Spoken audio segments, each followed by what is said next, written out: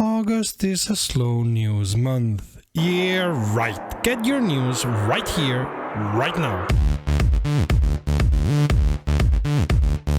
Greetings Rommies and welcome to romrom.net, the channel sharing the joy of sim racing, and to a regular news roundup. Welcome to the channel, thanks for stopping by. My name is Serta and I will be your host for this video. If you have any news for us, send us a mail to news@romrom.net. It's the middle of August and we have so many news you would say it's spring or something. And while other than Automobilista 2 and rFactor 2, most news today are small, including the news that rennsport officially has entered closed alpha, it's interesting there's so much going on in what normally is a mellow news month. Anyway, here's the news.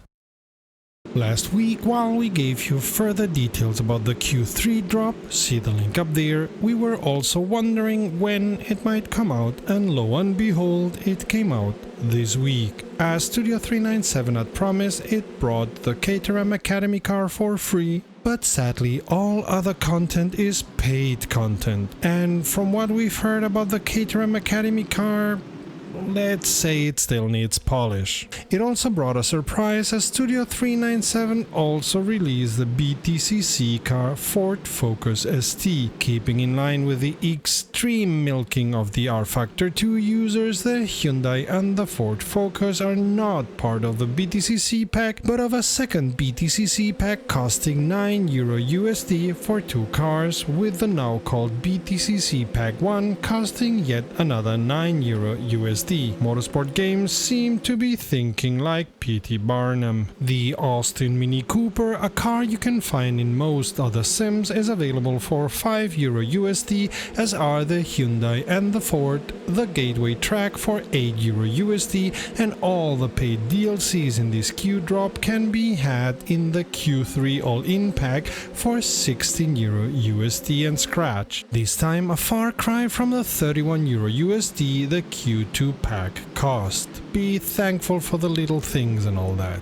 But not all is content. Unlike Sector 3, Studio 397 is still working on making their sim better with every drop, and this drop is no exception. Of course, and as we already said, see the link up there, it brings the Real Road 2.0, which is planned to bring more realism into the driving experience. Some of these other updates you will have already heard if you follow our news regularly, as they were part of what was made public in the release candidate. The track limit system has seen an overhaul. You can now set the track limits detection to none, default or strict for races. You can also set how many track limit penalty points a driver can accrue before he or she are dealt a penalty, with the points per infraction being calculated by rFactor 2 depending on how heavy the infringement was. Man, Verstappen would not last a race on rFactor 2. Since this update you can see the amount of penalty points you have accumulated in your HUD. Staying with penalties, pit lane violations are logged and penalized, but Studio 397 warns you may need to update the track for this system to take hold. And about the logs, they are now more extensive and better to help race control with the analysis of the situation. Moving on, if a driver has latency issues, the sim will turn off collisions for 5 seconds so as to prevent accidents that have to do with the lack of a driver's connection. The UI has seen many changes, especially the traction control and ABS setup has been moved to the engine page. Damper setup settings now got their own tab. Of course, everything having to do with track limits, points and setting has been added to the settings page for a race. Let's go to the physics, which as you can imagine got some thorough updates. The track temperatures are now more dynamic as they are based on weather conditions and the cars driving on track, and it seems you will even be able to add real road files to the track information. Traction control and ABS seem to have been updated so heavily that only some cars got the update. Mod makers will have to update their mods as well, it seems, as Studio 397. Like in real life, the ABS system calculates the pressure and timing of the brakes for each tire individually. This is something you will feel in the force feedback. On the traction control side of things, you will be able to set up different types of traction control. The power cut traction control, as the name says, reduces power to the wheels when they start to spin so as to regain traction. The slip angle traction control will kick in depending on your settings and concerns the lateral forces applied to the tires when going on the throttle. With regards to sound, Studio 397 have cleansed up some issues with sound loops, put the sounds for traction control and pit limiter on different channels, and hopefully got the spotter and the start lights to be in sync. In a bit of irony, the game could crash on rare occasions when trying to play crash sounds. And the whole sound system should show better performance and not hinder the performance of the rest of the sim. This is said easily when reporting, but we're sure it required an insane amount of work. The next one's especially interesting for us, as we often broadcast our rFactor 2 races because the race overlay has been updated. Nothing revolutionary, but the car liveries and tires are part of what can get shown as our car class and team name, and the display also got a multi-class mode. They have also done diverse changes for mods and mod makers. You may want to take a look at the list, see the link in our description if you have anything to do with mods. If you belong to that not so rare species that has many devices hooked on your USB, and no, I won't allow you to look at how many USB extenders I have, you will be glad to hear the amount of USB controllers rFactor 2 can handle at the same time has been updated to 16. So, wheel, pedals, button box, H shifter, handbrake, mouse, keyboard.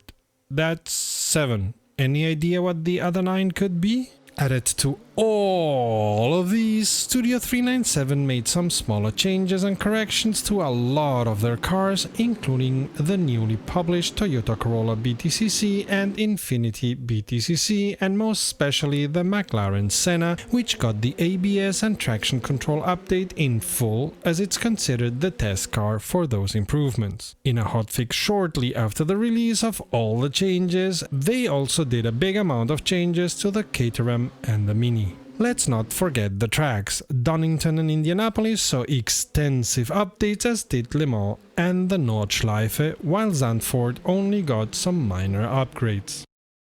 Motorsport Games, owners of Kartcraft and rFactor 2 and NASCAR 21, continue hemorrhaging money according to their newly published quarterly results. They have increased their losses significantly by a couple or $3 million while only growing their earnings by $500,000 compared to last year. During the last 6 months, they lost $23.5 million before taxes and so on, and expect to not be in the black for at least the next 12 months, by their words, because of expenses to develop new game franchises. Their information repeats the same ideas they already had about getting new capital and has for now no word of selling any licenses or intellectual property. We wouldn't either, truth to be told.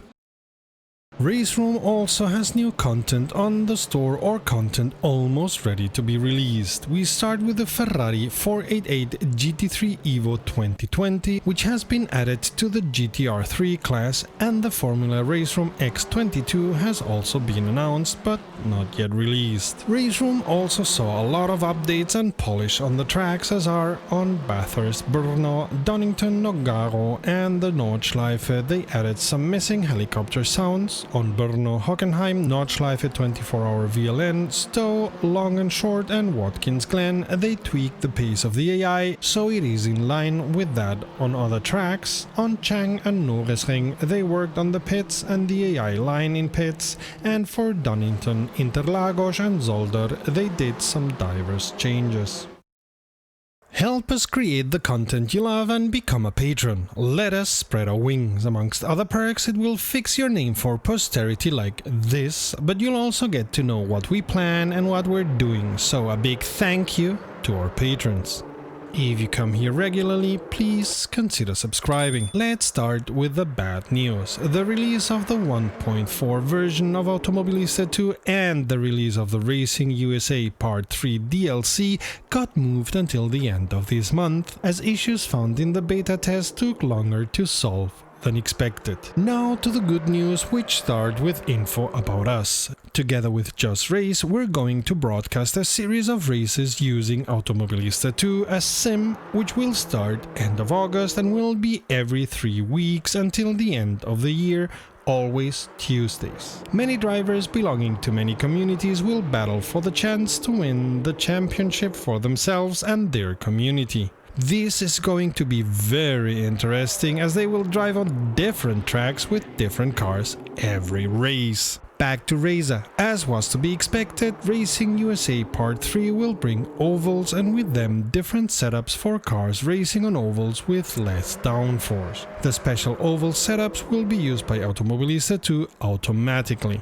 Of course, you will be able to tweak the setups specifically. Racing USA Part 3 will also bring 2 new speedways with the Auto Club Speedway in Fontana, California and the Gateway Speedway. Both tracks will also include the Roval configurations. And at last we can shout it to the world, Racing USA Part 3 will bring the Formula USA 2022 in the 3 configurations used for open wheel racing in the USA: road, short oval and speedway. And if these cars are as good as the Formula 1 2022 cars also from RZA, other sims will have to work hard to get to that level of quality. On the other hand, these Indy cars will have no weight jacking, contrary to the official Indy cars published by rFactor 2, at least as far as we know. For now, the future may be bright, but we're not saying anything. For now. With the release of Racing USA 3, Parts 1 and 2 will also get an update. The Daytona 3 Oval will be added to Part 1, while the Formula USA Gen 1 and 2 cars of Part 2 will get a super speedway configuration, including the Hanford device. And while, as we said, there will be no weight jacking, or will it? RZA have introduced some changes in the sim, especially for US racing, like full course yellows according to oval racing regulations. And it's issues with the full course yellow that pushed the release back, as it didn't work as planned for multiplayer, and finding the issue proved a bit difficult, as can happen in software development. Not yet planned for the 1.4, but for later releases are a pace car, flag-waving marshals and the full course yellow information included in the track's lighting system. Those yellow, green and sometimes even red squares you can see at the side of the track. Virtual safety cars will also be part of the sim in the future. RZA has not yet published a price for the Part 3 DLC, but says it will be lower than the Part 1 and Part 2 prices. Owners of the Season Pass, the Premium Expansion Packs, or the Racing USA Expansion Pack bundle will get the DLC for free, as it's included in the price of the packs. And as we've said already, there is a Part 4 being planned for next year, the contents of which are not yet clear or released, we suppose also because there may be license conversations to be had. Look at me talking all the time about Racing USA Part 3, and we haven't started talking about what RZA called their biggest update yet, the jump to version 1.4 of the sim. Of course, it brings all the changes needed within the sim for oval racing we already talked about, but it will also bring the Mercedes-AMG GT4 for free and the Ginetta G55 GT3. Also, 1.4 will bring the 1965 Mini Cooper, and the fictional Vulcan truck will be added to the Copa truck grid. The Copa truck will also get revised tire, engine, turbo and suspension physics, an almost complete overhaul of the trucks. But as you can imagine with RZA, and based on all the news we've published about their development path, the biggest changes are going to be in the physics. In theory, RZA are done doing tire tread and tire thermodynamic physics, and we suspect that while they will continue changing details, the biggest changes are done with. Also, wear and performance of the tires should be now as realistic as possible. Pause the video for a moment and try to read the quote we have on screen. We also have it in the description. If you understood everything, you are as much of a physics geek as RZA are, and as we are. If it was all gobbledygook for you, you belong to the majority of non-nerds and be glad for that, but let us tell you, it shows how much attention to detail Racer has put into the inner workings of any car they have in Automobilista too. And while you don't have to care about the details, you will care about what it means for the car's behavior when you are sitting in front of the sim and what it means for the force feedback. Well, the physics don't stop with the cars, as we all know, and similar to what rFactor 2 have done, Racer is also taking into consideration the changes a track gets when race cars drive over it, with Racer having an eye more on the amount of rubber on track and Studio 397 the changes of temperature of the track. Racer also have parameters in place for the quality of the tarmac, maintenance regularity, and even how dirty the track can get. And they promise they will continue working on the physics of the sim for a long while, as they now know what is inside the Madness engine and how to open it up to put even more in. Let's say the Madness engine was prepared for much more than Project Cars 2 ever delivered. But it also had big issues and shortcomings Racer have identified and corrected, and gone 1, 2, 3 steps further.